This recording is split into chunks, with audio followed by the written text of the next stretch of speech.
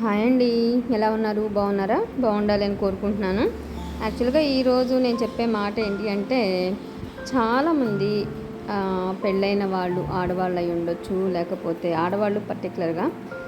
So ఏదైనా చిన్న చిన్న హస్బెండ్ వైఫ్ అన్నాక చిన్న చిన్న ఏదో వస్తుంటే ఒక ఫ్యామిలీ బేస్ అయిన తర్వాత, సో అలాంటప్పుడు ఏం చేస్తుంటారంటే చిన్న చిన్న వాటికే అలిగి అమ్మ వాళ్ళకి ఫోన్ చేసేసి పుట్టింటికి వెళ్ళిపోవటం చేయటం, అక్కడ ఉండటం అలా చేస్తూ ఉంటారు కామన్గా.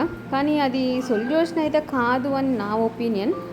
ఎందుకు అంటే అది ఒకరోజు కాకపోతే ఒకరోజైనా మళ్ళీ రావాల్సిందే, మళ్ళీ ఇక్కడ సాల్వ్ చేసుకోవాల్సిందే.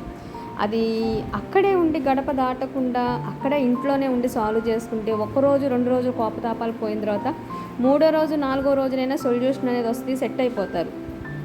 అలా కాకుండా గడప దాటి పుట్టింటికి వెళ్ళి అక్కడ అమ్మ వాళ్ళ దగ్గర ఉండి, ఇప్పుడు నువ్వు ఒకవేళ సంవత్సరం ఉంటావు, 365 రోజులు ఉంటావు, 366 రోజైనా రాక తప్పదు కదా, చేసుకోవాలి కదా.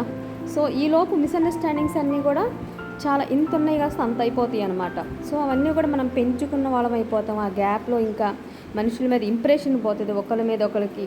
ఇంకా అటు చెప్పేవాళ్ళు ఇటు చెప్పేవాళ్ళకి మనకేంటంటే మధ్యలో పుల్ల పెట్టేసి పెద్దవి చేసేవాళ్ళే తప్ప కొంచెం సెట్ చేసి ఇది చేసే వాళ్ళైతే చాలా తక్కువ మంది ఉంటారు సొసైటీలో. సో ఆ రిలేషన్ ఆ వ్యవస్థ అయితే ఉండకూడదు. ఏమన్నా ఉండని, తిట్టుకోనివ్వండి, కొట్టుకోండి, ఏదన్నా అవనండి, ఒక 2 days పేషెన్సీగా, లేకపోతే 1 day అవతల ఇద్దరు మెంటల్ సిచ్యువేషన్స్ బట్టి మహా అయితే 3-4 days అయినా సరే ఇద్దరు ఇంట్లోనే ఉంటే ప్రాబ్లం అనేది కంపల్సరీగా సెట్ అయిపోతుంది. ఈవెన్ ఏ ఒక్కరు అలిగి అటు ఇటు చేసినా అది స్ప్రెడ్ అయిపోయి అది వర్స్ట్ అయిపోతుంది, మనుషుల మీద ఇంప్రెషన్ పోయేలా అవుతుంది, ఇంకా ఫ్యామిలీకి ఒక వాల్యూ లేకుండా పోతుంది. ఇలా వాళ్ళ ఫ్యామిలీలో డిస్టర్బెన్స్ అనేది ఎక్కువైపోతుంటాయి. అది మాత్రం 100% రైట్. సో ఆడపిల్లలు అయి ఉండొచ్చు, మగవాళ్ళు అయి ఉండొచ్చు, ఎవరైనా అయి ఉండొచ్చు, అక్కడ కాంప్రమైజ్ అయ్యే సెక్షన్ అయితే ఉండాలి. ఈగో ఫీలింగ్స్ అయితే తావు ఉండటానికి ఉంటే ఏమవుతుందంటే వాళ్ళ ఫ్యామిలీనే లాస్ అవుతూ ఉంటుందన్నమాట. ఇంకా సో ఆ కాన్సెప్ట్ అనేది అంటే ఏ రిలేషన్కైనా అలాంటి కొన్నిటి సెట్ అవుతుందేమో, కానీ హస్బెండ్ వైఫ్ రిలేషన్స్కి ఒకవేళ ఈవెన్ ఆ అమ్మాయే వెళ్ళింది అనుకోండి, జెంట్ ఎలా ఉండాలి అంటే దాన్ని తీసుకురావటం ఏంటి వెళ్ళి అనే ఫీలింగ్ అనేది లేకుండా, ఒకరోజు కాకపోతే 2వ రోజైనా కోపం తగ్గిపోయిన తర్వాత వెళ్ళి తీసుకొచ్చే విధానం సెక్షన్ అనేది ఉండాలి. లేదు ఈ అమ్మాయి అయినా వచ్చేసేలా ఉండాలి. ఇలా లేకుండా లైఫ్ స్పాయిల్ చేసేసుకుంటూ ఉంటే అందరికీ కూడా లోకు అయిపోతారే తప్ప ఉపయోగం ఉండదు. నెక్స్ట్ ఈ అమ్మాయి ఇక్కడ బర్త్డేని తీసుకెళ్ళి ఇక్కడ వాళ్ళిద్దరి మధ్య ఉన్న ఇష్యూని తీసుకువెళ్ళి వాళ్ళ కన్నారికి వాళ్ళ పుట్టింట్లో అంటపెట్టి ఆ పేరెంట్స్ని బాధ పెట్టే రకంగా కూడా అవ్వచ్చు. సో ఇదంతా కూడా న్యూసెన్స్ అనమాట. నిజం చెప్పాలంటే కొంచెం పేషెన్సీగా ఉండి సరి చేసుకుంటే ఇక్కడిక్కడే సాల్వ్ అయిపోతుంది. లేదా ఇది సాల్వ్ అవ్వదు, మరి శాడిజం ఇద్దరిలో ఏ ఒక్కళ్ళైనా అయి ఉండొచ్చు. ఇది శాడిజం, ఇది మనం తట్టుకోలేము, బాధ, ఇది ఎప్పటికైనా అసలు మనం సెట్ అయ్యే సిచ్యువేషన్ లేదు, ఇది రిపీట్ అయితే ఎట్లా ఇది అంటే చచ్చిపోమని అయితే చెప్పం కదా ఎవరైనా సరే. అంత ఇద్దరిలో ఏ ఒక్కరు కొంచెం మిస్బిహేవ్ ఉన్నా సరే, వర్స్ట్ నేచర్ ఉన్నా సరే, అలాంటప్పుడు ఏంటంటే మీరు బయటికి వెళ్ళకుండా మీ పేరెంట్స్ పెద్దవాళ్ళు ఎవరైతే ఉంటారో అటువైపు వాళ్ళు ఇటువైపు వాళ్ళనే మీ దగ్గరికి పిలిపించి అందరితో కలిసి కూర్చుని మాట్లాడుకుని 1 or 2 daysలో అసలు దానికి సొల్యూషన్ ఏంటనేది చూసుకోవటం కరెక్ట్.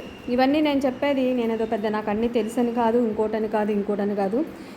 చాలా వరకు ఇప్పుడు నేను చూస్తున్న వరకు ప్రతి ఒక్కళ్ళు ఇప్పుడు వాళ్ళైతే అసలు పెళ్లి చేసుకోవడానికే భయపడిపోతున్నారనమాట.